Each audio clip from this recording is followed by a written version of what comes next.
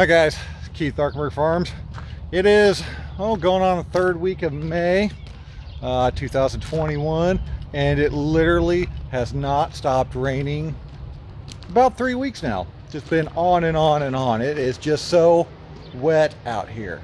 Can't barely get in the fields. Luckily we had some stuff prepped out and it stopped a day or so, but this week it's just been constant.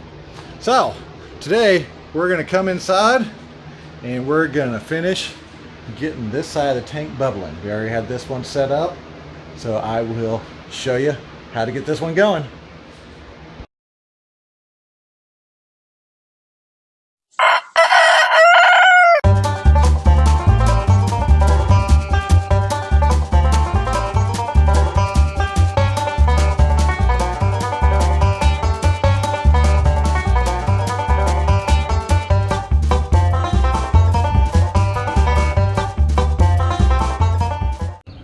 So here's my original setup I had in the smaller pack shed. It's just a, if I remember right, this is a 100-gallon tank, maybe 80, I can't remember exactly.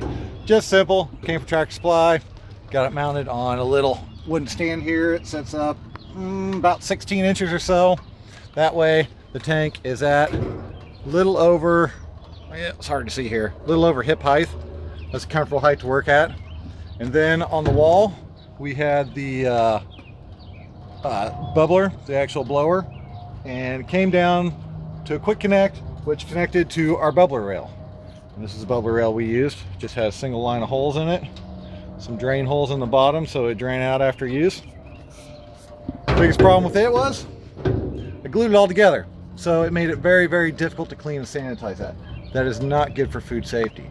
So I figured out a better way to do it in our new tanks. So I'm going to take you over those and we're going to get one set up and ready to go. So here is a basic gist of our setup here. We got blower motor up top, comes down, 2-inch PVC pipe. To the bottom, we got a bubbler rail. We got a bubbler rail. Bubbler rail. That's hard to do. None of it's glued together. We're going to set this up for 2 tanks. That's why I have the blower motor in the middle and coming down both sides. Anytime I need to plug it, I've got a plug around here somewhere. What did I do with that thing? Hold on, let me grab it for you. There it is. Just a male fitting with a screw-in plug in it. I can cap off one side, or this comes out here as well. I can cap off this side as well. So that way we can either bubble here and use this as our just second rinse tank, or we can do a double bubble 2 tanks with the double bubble, but I haven't gotten that far yet. So right now we're going to show you how I set these up.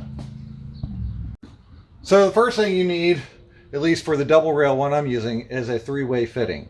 Now you are not going to find this at your local home store. You're actually going to have to order one of these in. Now if you are just doing a double bubble, or not double bubble, a T, you can just use a standard plumbing T. It's actually a drain line. If you get the vent ones, they're more straight up and down, but it doesn't particularly matter if it's curved like this. I am using 2-inch PVC for all of this because it fits on to my bubbler better. Right here we got a union, so we can disconnect this to take out the tops out of these. That makes it easier to put in and out. And again, none of this is glued except for this part right here up, and this part of the union down to here. And then since I'm doing double, I have this glued and this, and that is it. And I don't think I have that glued. Everything else is just pure pressure connection, and we'll actually use the tank itself to hold it in place. Basically, I just lay out all my components where I want them to be at, and then I measure from inside to inside and cut my pipe. Now, the easiest way I found to cut it is using a chop saw. That way you get a nice square cut on the ends and you don't have to worry about any burrs.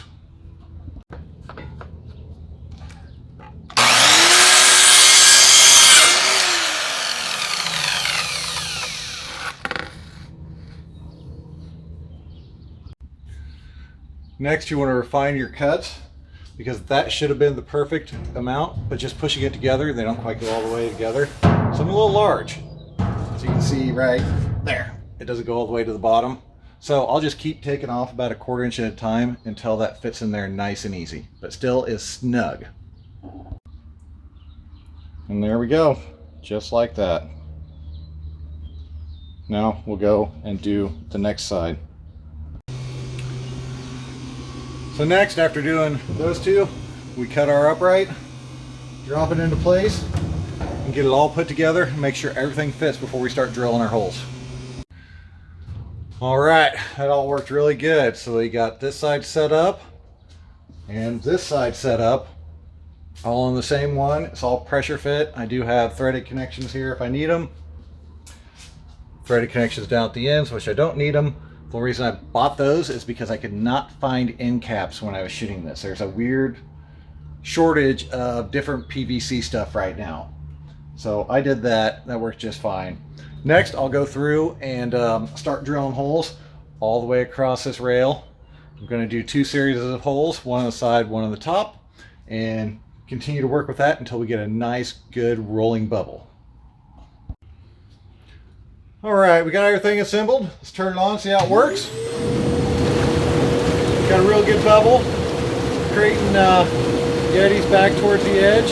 If I was using my regular T-rail, it would do the same thing. It would create one right here in the center. So this way all your debris collects back here and it circulates and rotates the greens as they bubble. So that's exactly what we wanted. Now, this is something new that we're starting to do. We are starting to do digital training and tools on our website. So if you want more information on the bubbler and a more detailed directions on how to do this build out, including part lists as well, head over to arkenbergfarms.com. Scroll down to the bottom where digital tools and training is the bottom category. Click in there. We've got all kinds of cool stuff in there, all kinds of cool stuff coming up. So I hope everybody checks it out. So, I hope y'all liked what you saw here today. If you did, don't forget to like and subscribe. Thank y'all. Have a good day.